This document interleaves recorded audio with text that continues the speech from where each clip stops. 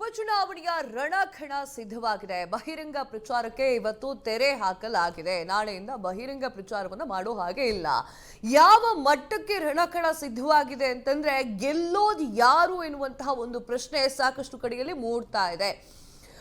ಕಾಂಗ್ರೆಸ್ ಅವರು ಆಡಳಿತದಲ್ಲಿ ಇರುವಂತವರು ಅವರಿಗೆ ಸ್ವಲ್ಪ ಜಾಸ್ತಿ ಒಲವು ಜನರು ತೋರಿಸ್ತಾರೆ, ಇದು ರೂಢಿ. ಆದರೆ ಬಿಜೆಪಿ ಅವರು ಕೂಡ ತೊಡೆ ತಟ್ಟಿ ಅಖಾಡಕ್ಕೆ ಇಳಿದಿದ್ದಾರೆ.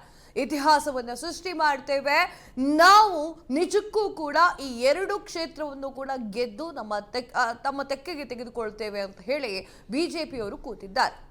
ಹಾಗಾದ್ರೆ ಮಿನಿ ಸಮರದಲ್ಲಿ ಗೆಲ್ಲೋರು ಯಾರು? ಇದೇ ಈ ಹೊತ್ತಿನ ವಿಶೇಷ. ನಾನು ಕಾವ್ಯ ಹೆಗಡೆ.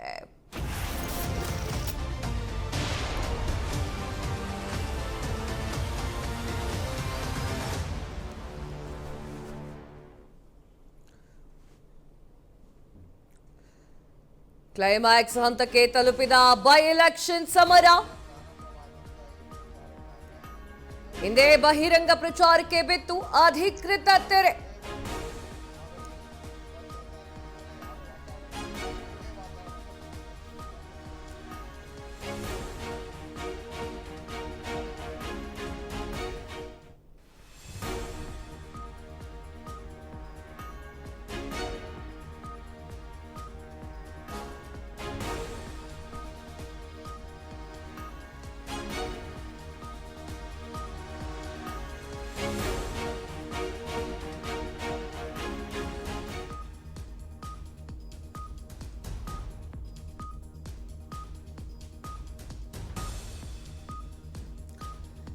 ಕ್ಲೈಮ್ಯಾಕ್ಸ್ ತಲುಪಿದ ಬೈ ಎಲೆಕ್ಷನ್ ಸಮರ.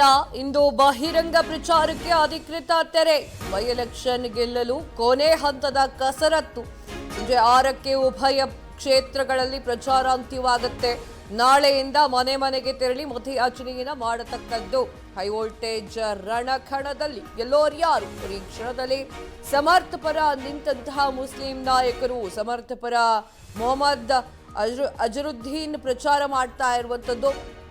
ಕೈ ಅಭ್ಯರ್ಥಿ ಪರ ಮಾಜಿ ಕ್ರಿಕೆಟರ್ ಮತಯಾಚನೆಯನ್ನ ಮಾಡ್ತಾ ಇದ್ದಾರೆ. ಎಸ್ ವೀಕ್ಷಕರೇ, ರಾಜ್ಯ ರಾಜಕಾರಣದಲ್ಲಿ ಸಖತ್ತಾಗಿರುವಂತಹ ಒಂದು ಟ್ವಿಸ್ಟ್.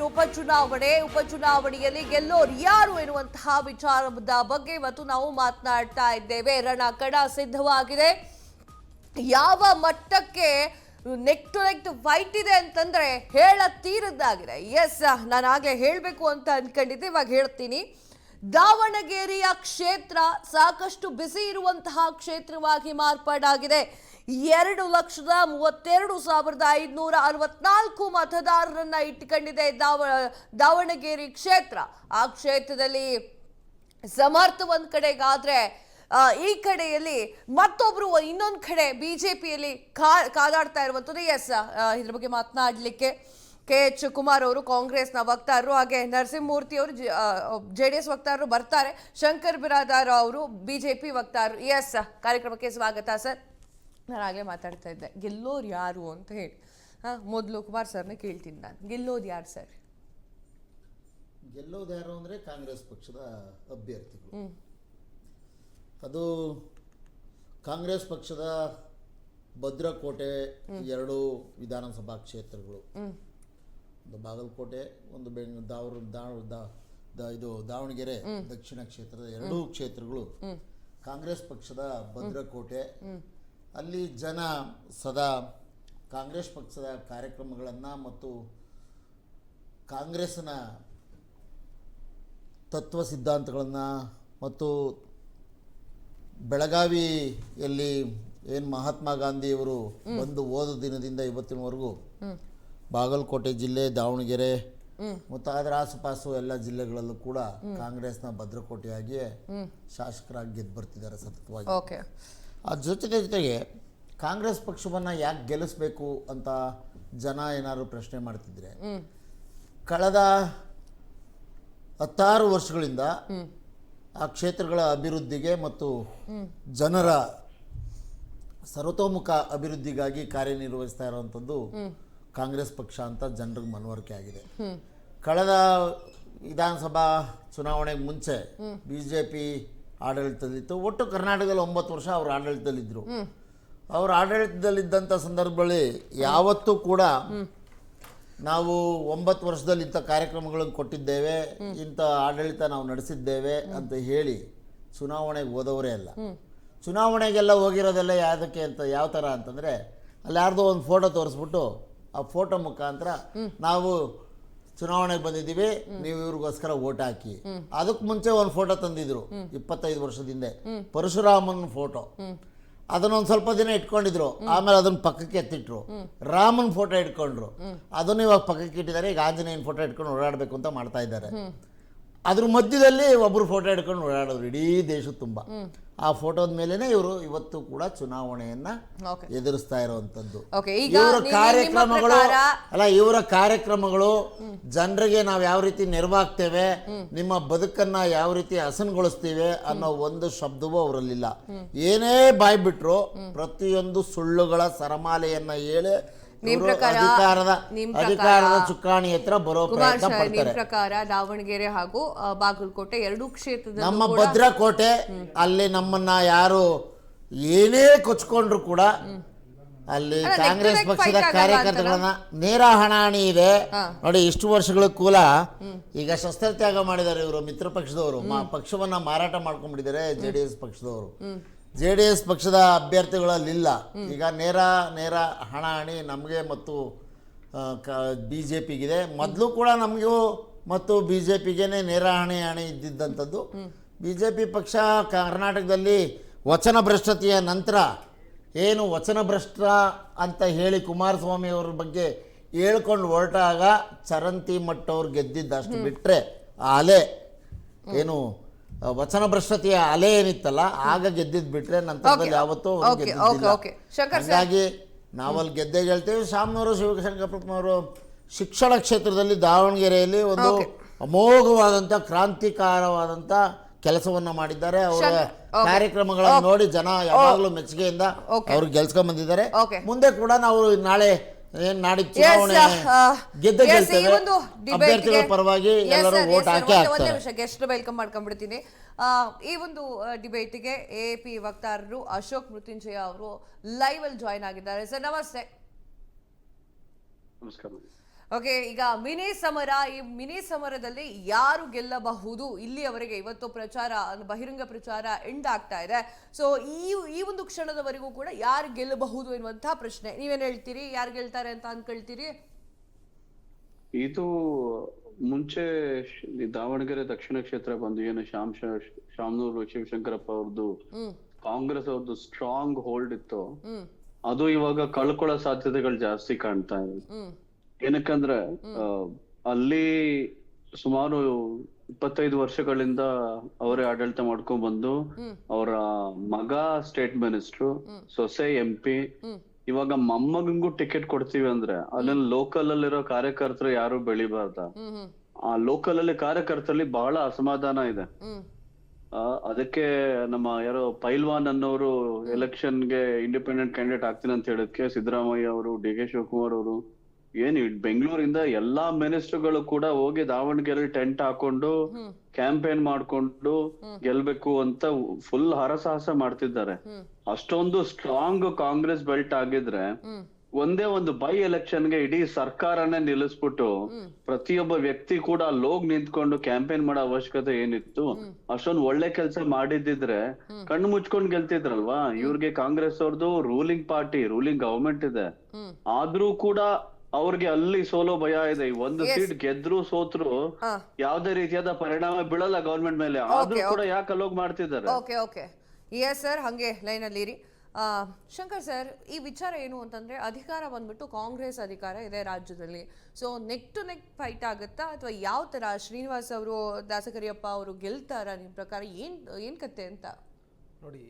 ಮೊದಲನೇದಾಗಿ ಹೇಳ್ತೀನಿ, ನಮ್ಮ ಸ್ನೇಹಿತರು ಹೇಳಿದ್ರು ಬಾಗಲಕೋಟೆ ಅವ್ರ ಭದ್ರಕೋಟೆ ಅಂತ. ಪಾಪ ಅವ್ರಿಗೆ ಸ್ವಲ್ಪ ಮಾಹಿತಿ ಕಡಿಮೆ ಇದೆ ಅನ್ಸುತ್ತೆ. 1985ರಿಂದ ಈಚೆಗೆ ಕೇವಲ 2 ಬಾರಿ ಕಾಂಗ್ರೆಸ್ ಗೆದ್ದಿದೆ, 4 ಬಾರಿ BJP ಗೆದ್ದಿದೆ. ಆಯ್ತಾ, JP ಪಕ್ಷ ಅಲ್ಲಿ ಗೆದ್ದಿತ್ತು, ಹಿಂದೆ JDU ಗೆದ್ದಿತ್ತು. ಆಯ್ತಾ, ಬಾಗಲಕೋಟೆ ಮತದಾರರು ತುಂಬಾ ಪ್ರಬುದ್ಧ ಮತದಾರಿದ್ದಾರೆ. ಅವರು ಯಾವ ರೀತಿ ಮತ ನಿರ್ಣಯ ಮಾಡ್ತಾರೆ ಅನ್ನೋದು 4ನೇ ತಾರೀಕು ಗೊತ್ತಾಗುತ್ತೆ. ನಾವೇನೇ ರಾಜಕೀಯವಾಗಿ ಮಾತಾಡ್ಬೋದು. ಎರಡನೇದ್ದು, ನಮ್ಮ ಸ್ನೇಹಿತರು ಹೇಳಿದ್ರು ಕಾಂಗ್ರೆಸ್ ಅವರು ಇದು BJP ಅವ್ರು ಏನು ಸುಳ್ಳು ಹೇಳ್ತಾರೆ ಅಂತ. ಯಾವ್ದು ಸುಳ್ಳು ಸ್ವಾಮಿ? ಯಾವ್ದು ಸುಳ್ಳು? 2002ರಲ್ಲಿ APJ ಅಬ್ದುಲ್ ಕಲಾಂ ಅವ್ರನ್ನ ರಾಷ್ಟ್ರಪತಿ ಮಾಡ್ತೀನಿ ಅಂತ ಹೇಳಿ ನಿಮ್ ಬೊಬ್ಬೆ ಹೊಡೆದ್ರಲ್ಲ ನಿಮ್ಮ ಚಿಕ್ಕಬಳ್ಳಾಪುರನ ಶಾಸಕರು, ಅದು ಸುಳ್ಳ? ಅಥವಾ BJPಯವರು ಮಾಡಿರುವ ಜಲಜೀವನ್ ಸ್ಕೀಮ್ಗಳು ಸುಳ್ಳ? ರೈತನಿಗೆ ಅಕೌಂಟ್ ಕೊಟ್ಟಿರೋ ಸುಳ್ಳ? ರೈತನ ಅಕೌಂಟ್ಗೆ 2,000 ರೂಪಾಯಿ 22 ಕಂತು ಹಾಕಿರೋ ಸುಳ್ಳ? ಅಥವಾ ಇವತ್ತು ಹಳ್ಳಿಗಳಿಗೆ ಗ್ರಾಮ ಸಡಕ್ ಮುಖಾಂತರ ರಸ್ತೆಗಳು ಮಾಡಿದ ಸುಳ್ಳ? ಇವತ್ತು ಹೈವೇಗಳನ್ನು ಮಾಡಿದ ಸುಳ್ಳ? ಇವತ್ತು ಈ ದೇಶ ಇಷ್ಟೊಂದು ಮುಂದುವರೆದಿದೆ, ಇಲ್ಲಿ ರ್ಯಾಪಿಡ್ ಆಗಿ ಮೆಟ್ರೋ ಬೆಳೀತಿದೆ, ದೇಶದಲ್ಲಿ ದೊಡ್ಡ ದೊಡ್ಡ ಕಂಪ್ನಿಗಳು ಬಂದು ಇದು ಆಗ್ತಿದೆ, ಆಮೇಲೆ ಇವತ್ತು ನಾವು ಹೆಚ್ಚು ಕಡಿಮೆ 5 ಲಕ್ಷ ಕೋಟಿ ರೂಪಾಯಿ ಮೊಬೈಲ್ ಎಕ್ಸ್ಪೋರ್ಟ್ ಮಾಡ್ತಿದ್ವಿ, ಎಲ್ಲ ಸುಳ್ಳ? ಈ ಕಾಂಗ್ರೆಸ್ ಅವ್ರಿಗೆ ಏನ್ ಗೊತ್ತಾ, ಈ ಅವತ್ತಿಂದನೂ ಅಷ್ಟೇ ಇವ್ರುಗಳು ಎಲ್ಲ ಅವರೇ ಸುಳ್ಳು. ಯಾಕಂದ್ರೆ ಇವರು ನಕಲಿಗಳು. ಯಾಕಂದ್ರೆ ಗಾಂಧಿದು ಕದ್ಬಿಟ್ರು, ಸರ್ನೇಮ್ನ ಕದ್ಬಿಟ್ಟು ಇವ್ರಷ್ಟೆಲ್ಲ ಮಾತಾಡ್ತಾರೆ. ಇವ್ರುಗಳಿಗೆ ಕಂಟೆಂಟ್ ಇಲ್ಲ.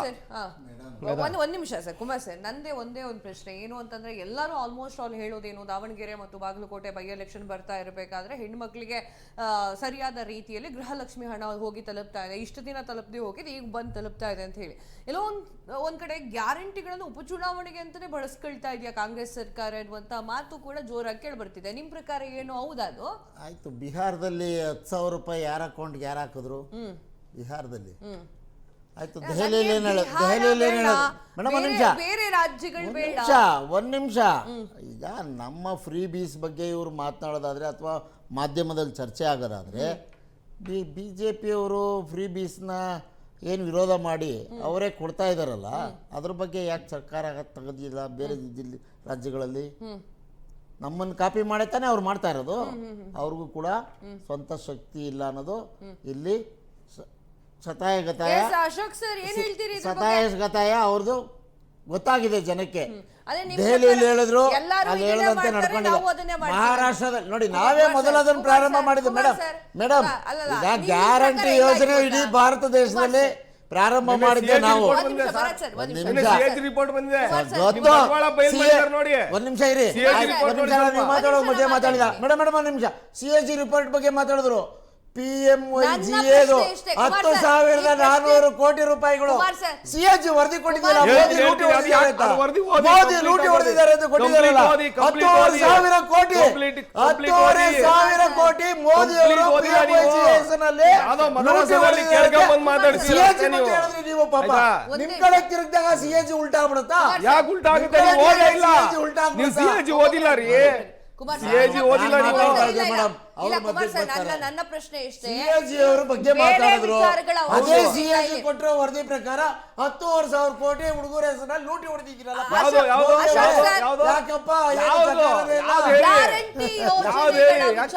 ಸಂಬಂಧಪಟ್ಟಂತೆ ಅಶೋಕ್ ಸರ್, ಗ್ಯಾರಂಟಿ ಯೋಜನೆಗಳ ವಿಚಾರಕ್ಕೆ ಸಂಬಂಧಪಟ್ಟಂತೆ ಕುಮಾರ್ ಸರ್ ಒಂದ್ ಮಾತು ಹೇಳ್ತಾರೆ, BJPಯವರು ಕೂಡ ಗ್ಯಾರಂಟಿಗಳನ್ನ ಮುಂದಿಟ್ಟುಕೊಂಡೇ ಅಧಿಕಾರಕ್ಕೆ ಬರ್ತಾ ಇದ್ದಾರೆ. ಅಸ್ಸಾಂನಲ್ಲಿ, ಬಿಹಾರದಲ್ಲಿ ಇದೇ ಆಗ್ತಾ ಇತ್ತು ಅನ್ನುವಂತಹ ವಿಚಾರವನ್ನು, ಒಂದು ನಿಮಿಷ, ಬಿಹಾರದಲ್ಲಿ ಇದೇ ಆಗಿದೆ ಅನ್ನುವಂತಹ ವಿಚಾರವನ್ನು ಕುಮಾರ್ ಸರ್ ಹೇಳ್ತಾ ಇದ್ದಾರೆ.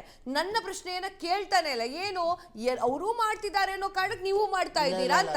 ಪ್ರಾರಂಭ ಮಾಡಿದ್ದು ಗ್ಯಾರಂಟಿ ಯೋಜನೆಗಳನ್ನ, ಆಮೇಲೆ ದೇಶದ ತುಂಬಾ ಗ್ಯಾರಂಟಿ ಯೋಜನೆಗಳು ಹೇಳಕ್ ಹೊರಟಿದ್ದಕ್ಕೆ ಬಗ್ಗೆ ಮಾತಾಡೋದು. ಆಮೇಲೆ ದೆಹಲಿಯಲ್ಲಿ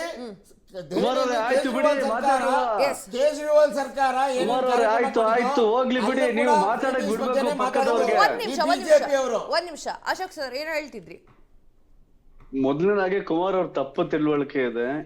ಏನು ಫ್ರೀಬಿ ಅಂತ ಕರೀತಾರೋ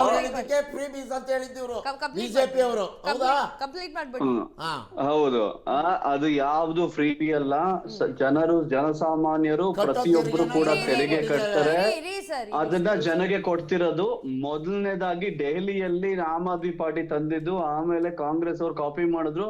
ನಿಮ್ಮ ಚೀಫ್ ಮಿನಿಸ್ಟರ್ ಸಿದ್ದರಾಮಯ್ಯ ಅವರೇ ಹೇಳಿದ್ದಾರೆ MP ಎಲೆಕ್ಷನ್ ಟೈಮಲ್ಲಿ ನಿಮ್ ಸ್ಕೀಮ್ ನಾವು ಕಾಪಿ ಮಾಡಿದೀವಿ ಅಂತ. ಅದನ್ನ ನೀವು ರೆಬೆಲ್ ಮಾಡಕ್ ಹೋಗ್ಬೇಡಿ. ಒಂದು ಪಕ್ಷ ನೀವ್ ಹೇಳೋದು ಒಂದ್ ರೀತಿ, ನಮ್ಮ ಕಾಂಗ್ರೆಸ್ ವಕ್ತಾರ ಹೇಳೋದು ಒಂದ್ ಒಪ್ಕೋತೀನಿ. BJP ಅವ್ರು ಏನ್ ಮಾಡ್ತಿದ್ದಾರೆ, ಎಲೆಕ್ಷನ್ ಟೈಮಲ್ಲಿ ಈ ಭರವಸೆಗಳು ಕೊಡ್ತಾರೆ. ಬಟ್ ಕಾಂಗ್ರೆಸ್ ಅವರು 3 ವರ್ಷ ಅವರು ಅದೇ ಪ್ರಾಮಿಸ್ ಮಾಡಿ, ಅದೇ ಆಶ್ವಾಸನೆ ಕೊಟ್ಟು ಅದನ್ನ ಇಂಪ್ಲಿಮೆಂಟ್ ಮಾಡ್ಕೊಂಡು ಬಂದ್ರು. ಬಟ್ ಎಲೆಕ್ಷನ್ ಹತ್ರ ಬಂತು ಅಂತ ನನ್ನ ಬಿಜೆಪಿ ಪ್ರಶ್ನೆ ಅವರಿಂದ ಏನು ಪಾಠ ಅಂತಂದ್ರೆ, ಕಲಿಸಿ ಈಗ ಎರಡು ಕ್ಷೇತ್ರಗಳಲ್ಲಿ ಒಂದ್ ನಿಮಿಷ ಅಶೋಕ್ ಸರ್ ಎರಡು ಕ್ಷೇತ್ರಗಳಲ್ಲಿ ಎಲೆಕ್ಷನ್ ನಡೀತಾ ಇದೆ. ಆ ಎರಡು ಕ್ಷೇತ್ರಗಳಿಗೆ ಕರೆಕ್ಟ್ ಆದ ರೀತಿಯಲ್ಲಿ ಭಾಗ್ಯಲಕ್ಷ್ಮಿ ಹಣ ಹೋಗ್ತಾ ಇದೆ, ಬೇರೆ ಕ್ಷೇತ್ರಗಳಿಗೆಲ್ಲ ತಡ ಆಗ್ತಾ ಇದೆ. ಇದು ಎಷ್ಟರ ಮಟ್ಟಿಗೆ ಸರಿ? ಇದು ಸಾರ್ವಜನಿಕರ ಪ್ರಶ್ನೆ. ಒಂದೇ ನಿಮಿಷ, ಸಾರ್ವಜನಿಕರ ಪ್ರಶ್ನೆ, ಇದನ್ನ ಹಿಂಗ್ ಉತ್ತರ ಕೊಡ್ತೀರಾ ಅಂತ ಕುಮಾರ್ ಸರ್ನ ಕೇಳಿದ್ದೆ ನಾನು. ನೋಡಿ, ಭಾಗ್ಯಲಕ್ಷ್ಮಿ ಅದನ್ನ ಹೇಳ್ತಿದ್ದಾಳೆ ಘೋಷಣೆ ಮಾಡಿದ್ದೇವೆ. ಕುಮಾರ್ ಅವರೇ, ಭಾಗ್ಯಲಕ್ಷ್ಮಿ ಹೇಳಿದ್ರು ಸರ್, ನಾನು ಹೇಳ್ತೀನಿ ನೋಡಿ. ಭಾಗ್ಯಲಕ್ಷ್ಮಿ ಯೋಜನೆ ಬಗ್ಗೆ ಹೇಳ್ತೀನಿ. ಪಾಪ ನಮ್ಮ ಯಡಿಯೂರಪ್ಪ ಯೋಜನೆ ಸ್ಮರಿಸ್ಕೊಂಡಿದ್ದಾರೆ ಅವರು. ಒಂದೇ ಸೆಕೆಂಡ್ ಹೇಳ್ತೀನಿ. ಸೈಕಲ್ ಎಲ್ಲೋಯ್ತಪ್ಪ? ಶಂಕರ್ ಸರ್, ಸೈಕಲ್ ಎಲ್ಲೋಯ್ತು? ಕುಮಾರಸ್ವಾಮಿ ಕೇಳೋಣ. ಶಂಕರ್ ಸರ್, ಸೈಕಲ್ ಎಲ್ಲೋಯ್ತು ಅಂತ ನೋಡಿ, ಬಡವ್ರ ಬಗ್ಗೆ ಒಂದ್ ನಿಮಿಷ ಭಾಗ್ಯಲಕ್ಷ್ಮಿ ಯೋಜನೆ ಬಗ್ಗೆ ಕೇಳಿದ್ದಾರೆ. ನೋಡಿ, ಏನು ನಾವು 5 ಗ್ಯಾರಂಟಿಗಳನ್ನ ನಮ್ಮ ಪ್ರಣಾಳಿಕೆಯಲ್ಲಿ ಹೇಳಿದ್ದೀವಿ, ಅದನ್ನ ಚಾಚೂ ತಪ್ಪದೆ ಜನರಿಗೆ ಮುಟ್ಟಿಸುವಂತ ಕೆಲಸ ಕೇಂದ್ರ ಸರ್ಕಾರದ ನಮ್ಮ ತೆರಿಗೆ ನಮ್ಮ ಹಕ್ಕು ಯೋಜನೆ ಅಡಿಯಲ್ಲಿ ನಮಗೆ ಅವರು ಸಹಕಾರ ಕೊಡದೇ ಇದ್ರು ಕೂಡ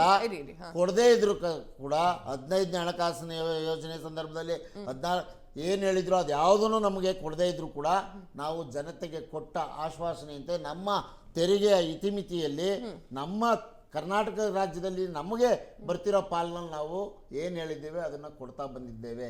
ಇವರೆಲ್ಲ 15 ವರ್ಷಕ್ಕೆ ಬರಲೇ ಇಲ್ಲ.